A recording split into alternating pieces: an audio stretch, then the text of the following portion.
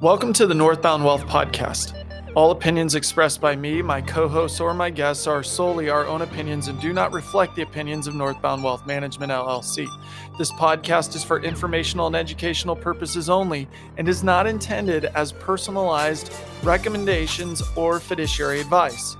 It is not intended to provide and should not be relied upon for any investment, accounting, legal, and/or tax advice, or as a solicitation to offer or buy any securities. As a reminder, all investments include the risk of loss, and past performance is not indicative of future results. Clients of Northbound Wealth Management may maintain positions in the securities discussed in this podcast. Hello, everybody. This is Brent Foster, Northbound Wealth Management Weekly Market Insights. Mixed results as interest rate concerns grow. Today is February 21st, 2023, the day after President's Day. And let's review last week. So growing concerns about further interest rate hikes prompted by fresh economic data reversed early week gains and left stocks mixed for the week. The Dow Jones Industrial Average slipped 0.13%, while the S&P fell 0.28%. The NASDAQ Composite Index advanced 0.59% for the week. MSCI EFA Index, which tracks developed overseas stock markets, gained 0.52%. So what does that mean for the Dow? The Dow closed at 33,826. Year to date, that's up 2.05%. The NASDAQ closed at 11,787. That's up 12.62% for the year. MSCI EFA Index closed at 2,096. That's up 7.83% for the year. The S&P 500 closed at 4,079. That's up 6.24% for the year. The 10-year Treasury note closed at 3.82%. That's up about 0.08% for the week and down about 0.06% for the year. Rate concerns weigh on stocks. Stocks opened last week higher on investor hopes that a continued cooling in inflation might support a more dovish Fed. A higher than expected rise in the consumer price index and strong retail sales in January initially did little to dent that enthusiasm, as stocks posted solid gains through Wednesday's close. But that optimism faded on Thursday as a surprising rise in producer prices and another decline in initial jobless claims triggered worries the Fed would stay the course for longer. Comments from two Fed officials supporting a more aggressive rate hike stance added to the unease, erasing much of the week's gains. Stocks ended mixed on Friday, capping a choppy week. Inflation moderation pauses. So consumer prices climbed 0.5% in January, fueled by rising shelter costs and energy prices. The increase in the CPI was higher than the 0.1% rise in December and slightly above the consensus estimates of 0.4%. The year-over-year inflation number, which was 6.4%, came in lower than December's 12-month rise of 6.5%, making it the seventh consecutive month of declining year-over-year inflation. So it's working. Jay Powell raising rates. January's product price report showed a surprise 0.7% increase, higher than the 0.4% rise expected by economists and the biggest jump since June. Year-over-year producer prices rose 6%, a slight improvement from December's number. So this week, key economic data, Tuesday, today, Purchasing Managers Index or PMI flash report, existing home sales. Wednesday, the FOMC minutes. Thursday, jobless claims, GDP or gross domestic product. Friday, new home sales, consumer sentiment. Let's see. This week, notable companies reporting earnings. We've got Tuesday today. The big talk on the street is Walmart and the Home Depot, and then cybersecurity company Palo Alto Networks. Wednesday, eBay, the TGX companies, NVIDIA, Diamondback Energy. Thursday, Block, which was formerly known as Square, Pioneer Natural Resources, and Friday, EOG Resources. Thanks for listening today, and we'll keep going. Hello, everybody. This is Brent Foster, founder and CEO of Northbound Wealth Management, and today I want to go over estate planning and why it matters in some principles of preserving wealth. I have a lot of clients that ask about this topic, and I feel like it's necessary to as we start the beginning of 2023, to kind of go over those principles and spend a few minutes to do that. What is the purpose of estate management? Do you guys know? Estate management is about preserving the assets you've spent a lifetime building. It's about protecting your spouse, children, and other heirs and ensuring that your assets are distributed how and when you want them to be. Finally, estate management is about managing the amount of estate taxes that may be due after your death. There are some fundamental estate management principles that can enable you to manage your financial and personal affairs during your lifetime and distribute your wealth after your death. Done well, estate management can make a huge difference. It can enable you to spell out your healthcare wishes in ways that you may help ensure that they are carried out, even if you are unable to communicate. And it can help ensure that your possessions go to the heirs you choose without the endless legal wrangling that can tie up your estate and cause deep divisions within your family. Through effective estate management, you can avoid needless expenses and legal costs, and you can provide for loved ones who may not be protected otherwise. These issues are too important to trust to luck. You need to determine the outcome by planning in advance. We found it helpful to illustrate the various estate management principles and strategies in a pyramid structure. So think of a long, big base, a middle section, and a top section, which is much smaller, tapering as you go towards the point. The foundation is formed by understanding of how estate taxes work. As we move up, we encounter critical estate management documents and at the top, specific tactics for estate management. Let's begin by discussing the foundation of our estate pyramid structure and how estate taxes work. Until 1916, the 16th Amendment to the Constitution was passed in 1913. The one that gives Congress the right to, quote, lay and collect taxes on incomes from whatever source derived, end quote. The Revenue Act of 1916 established estate tax. It's been modified over the years, but never repealed. In 2012, the American Tax Relief Act made the estate tax a permanent part of the tax code. In 2017, the Tax Cuts and Jobs Act doubled the estate tax exemption to $11.2 million. That law is currently set to expire December 31st, 2025. This hypothetical example I'm about to share with you shows the formula for estimating estate taxes and is actually quite simple. If you don't happen to have a complete set of IRS tax tables lying about, which I don't expect you to, but you can estimate the federal estate tax by using a quick formula, beginning with your the gross value of an estate. So you take the gross value, you subtract the exemption amount of $11,400,000, then you multiply the result by 40%, the federal tax bracket for the estates above $11,400,000 in size. If you complete your estimation and you find you may have an estate tax bill, it's possible you may benefit from estate management. There are a number of critical documents you may need to have as part of your estate plan. The first of these is a will. A will is the most basic estate planning document. A will tells the world exactly where you want your assets distributed when you die. Everyone should have a will, but according to one study, roughly 60% of Americans don't have one. That's really short-sighted and not just for the wealthy, because if an individual dies intestate or without a will, it's up to the state to decide how his or her assets will be distributed. So would you like to leave your assets and the decisions of your estate up to the state, for example, of Indiana or some other state where you reside? Even if you have a trust, you still need a will to take care of any holdings outside of that trust when you die. A will is really the cornerstone of your estate. Your will names the executor to oversee the process of distributing your estate. It can name a guardian for your minor children, and it can direct how your property is to be distributed. Unfortunately, as important as they are, wills have shortcomings. Wills can be contested. In fact, the probate court will send out a notice of the will to anyone who might have the grounds to contest it. And if someone wants to contest it, there is a potential for a lengthy battle in probate court. Since wills are essentially instructions to the probate court, they are pretty much guaranteed probate.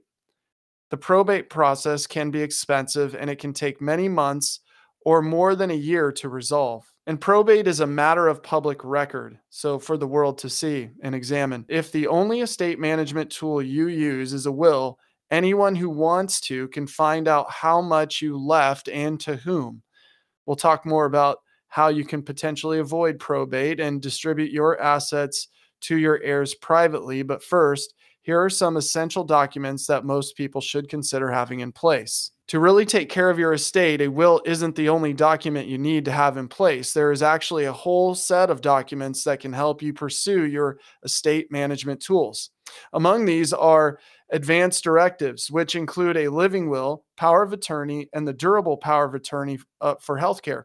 There are also financial documents and agreements like joint ownership, durable power of attorney, and living trusts. Back in 2006, the case of Terry Schiavo brought advance directives to the forefront. As you may remember, Miss Schiavo was severely incapacitated and her family members battled for years about what should be done. Since Miss Schiavo did not have a living will, her wishes could not be known. In spite of the high-profile nature of that case, most Americans still do not have their healthcare documents prepared and have not had a conversation with loved ones about what level of care they want if they're incapacitated. So a living will provides specific instructions about your medical care if you become incapacitated and unable to communicate. It goes into effect immediately upon your incapacity and doesn't need to go through any additional legal proceedings.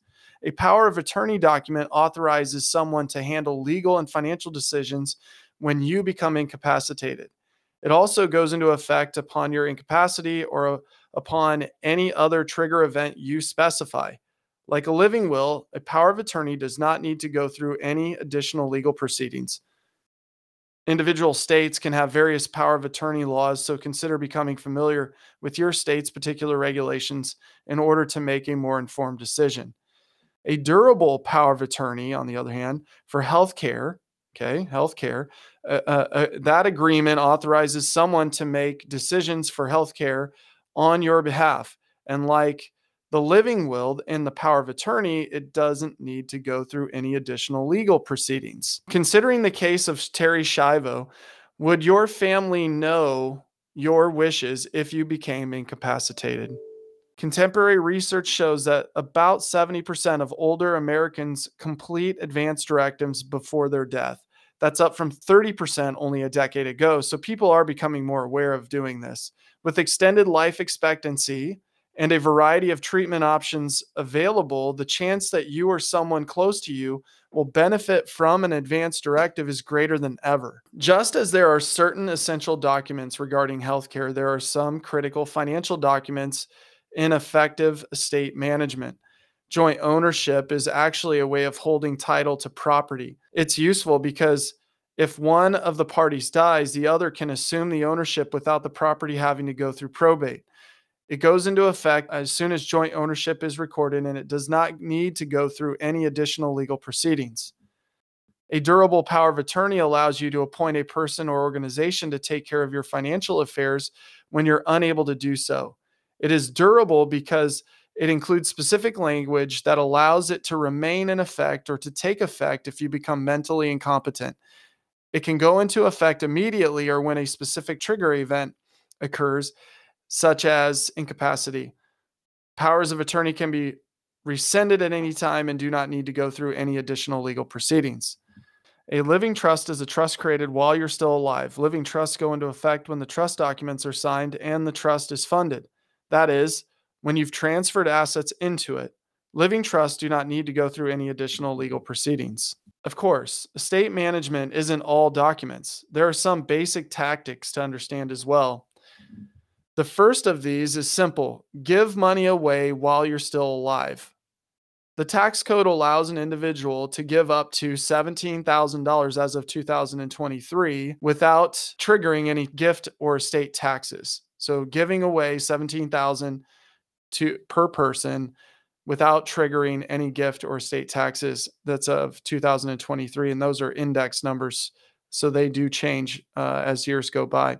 If you and your spouse both make gifts, that's up to $34,000 in as of 2023 that you could give away combined. However, if a person gives away, say, 18,000 to someone, so $1,000 more than you should, the person must pay gift tax on the remaining 1,000. There's an annual exclusion. So the annual exclusion amount is indexed for inflation, which is measured by the Consumer Price Index, or CPI. It rises in $1,000 increments as the CPI increases. So in 2023, an individual can give away up to $12.92 million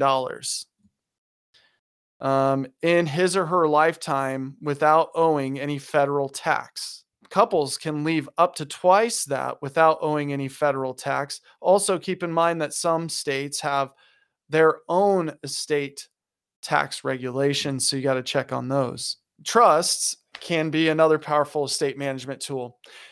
A trust is a legal entity that can own property. Properly structured trusts completely avoid probate and avoid the delays and expense that often accompany probate.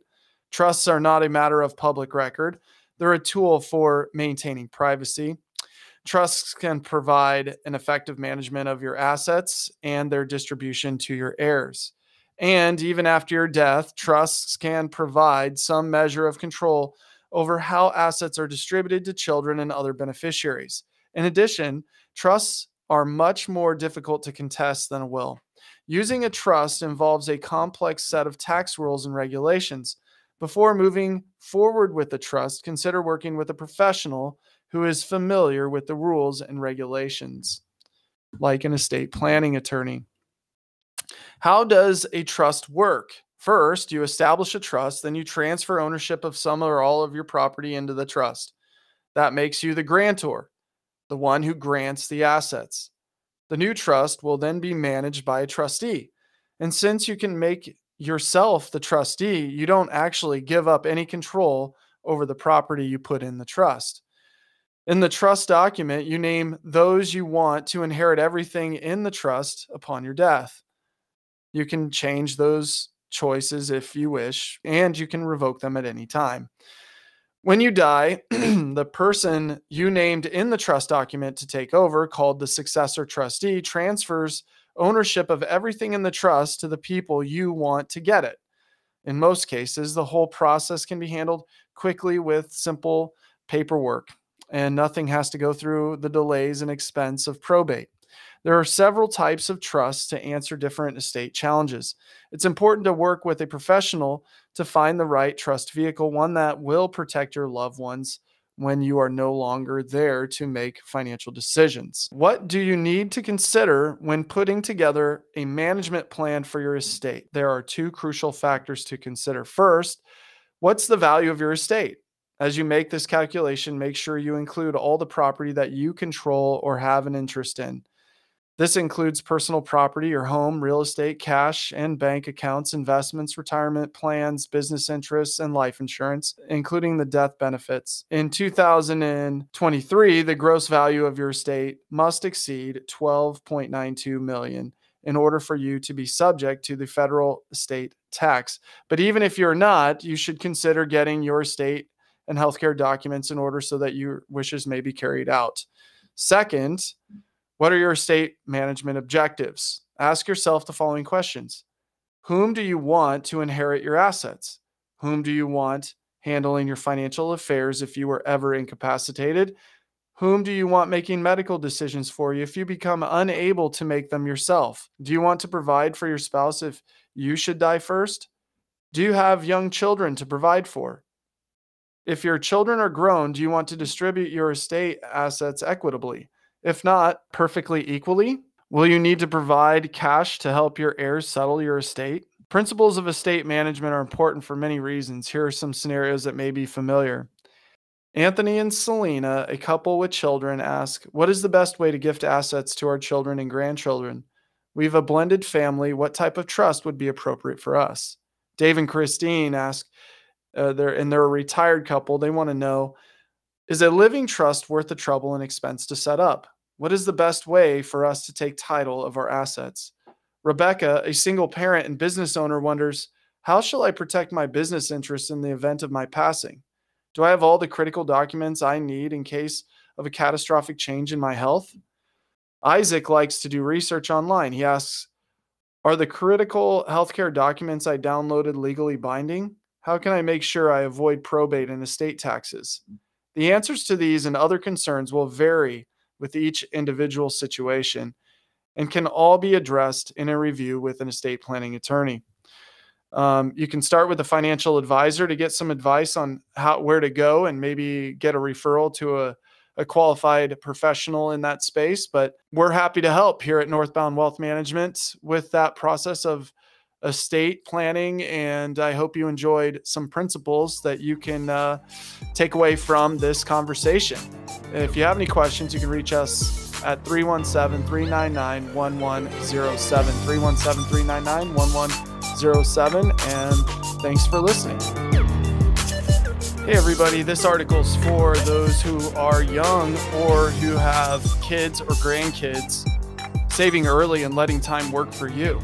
As a young investor, you have a powerful ally on your side, and that's time. When you start investing in your 20s or 30s for retirement, you can put it to work for you.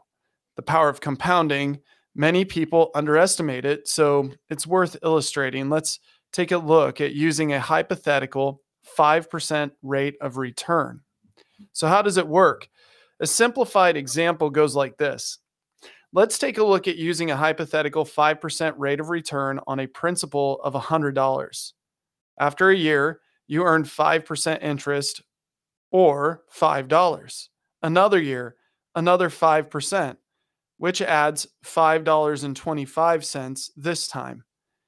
In the third year, your 5% interest earned amounts to $5.51, bringing your balance to $115.76. The more money you deposit, the greater that 5% returns. Let's look at another hypothetical example. If you were to start with $1,000 principal in your account that earns 5% interest per year, and contribute $1,000 a year to the account, you would end up with a total of $7,078.20 after 5 years. That's a total of $1,078.20 earned in compound interest from $6,000 in contributions. That compounding continues even if you stop making deposits. All you really need to do is let that money stay put. The earlier you start, the greater the compounding potential. So if you're investing for retirement in your 20s, you may gain an advantage over someone who waits until they're in their 30s to begin investing. Even if you start early and then stop, you may be in a better position than those who begin later. What if you contribute $5,000 to a retirement account yearly starting at age 25 and then stop at age 35 with no new money going into the account for the next 30 years? That is hardly ideal, yet should it happen, you still might come out ahead of someone who begins saving for retirement later or starting at a later point because time isn't working for them as much as it is for you who started earlier. So food for thought as you're thinking about compounding interest, saving, and also a keynote is this. Since Jay Powell's raised interest rates, the Treasury market has come back. Inflation is trending down, but Treasuries, which are guaranteed by the government, they have different durations. The one-year Treasury note is at 5%. So you don't have to take a lot of risk in order to get your money really working for you. And if you have any questions about Treasury bills or how to invest, if you're ready to invest, please give us a call at Northbound Wealth Management. We're here to answer any of the questions you have. 317-399-1107. Hey everybody, this is Brent Foster, founder and CEO of Northbound Wealth Management, and this is our technical analysis spotlight. What I want to do is just touch on where we're at right now in the S&P 500. And the S&P 500 is testing its 50% retracement line. So basically, the S&P hasn't reached its August high, but it was testing the resistance line, which the Fibonacci lines to the S&P 500 measured from last January's high, which is the beginning of the year of 2022, to its October low of 2022. And it shows the S&P meeting resistance at its 50% retracement. So that's a normal spot to expect some profit taking. The S&P 500 remains above its moving average lines, which keeps its 2023 uptrend intact, despite this week's uptick in CPI and PPI inflation. So, and also I want to note that commodity prices remain on the defensive. So really watching to see if we're going to break out above that 50% retracement that I discussed. So we'll see where things end up. Bond yields are probably going to go up a little bit more. We'll see if we get a sell-off in bond yields. Hard to tell right now, but we're following the Fed, and it looks like consumer discretionary and bank stocks today specifically, in which is the 21st of February, are leading the market lower and continuing a bit of a sell-off here. We are watching the 4,000, the 3,800, 3,900, and 4,000 levels in the S&P 500. And if those break down, then we'll probably see a gap down to retest some lower confluence levels around 3,600, 3,600 on the S&P. So here's to another week. It's exciting. There's a lot of earnings coming out. March isn't here yet. That's all I got to say. Usually on the heels of March, we have a few good months.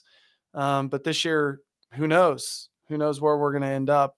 A lot of the strategists for the big banks are all saying the market started the year where it'll end for 2023. And that doesn't give a lot of confidence to folks looking at a flat year in the market. But strategists are known to be wrong.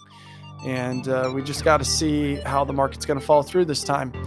And track those trends and those levels, the 200-day, the 50-day, and then the Fibonacci retracements, and then the breadth indicators, the VIX, as well as the full stochastics, and kind of put together a study, not just leaning fully on one indicator, but a full-on study of technical analysis, marrying that with fundamental analysis, and then making decisions on a go-forward basis, looking of what the rear view mirror looks like, but then always looking at what is going on modeled forward. So have a great week. I'll talk to you next week. Thanks, guys.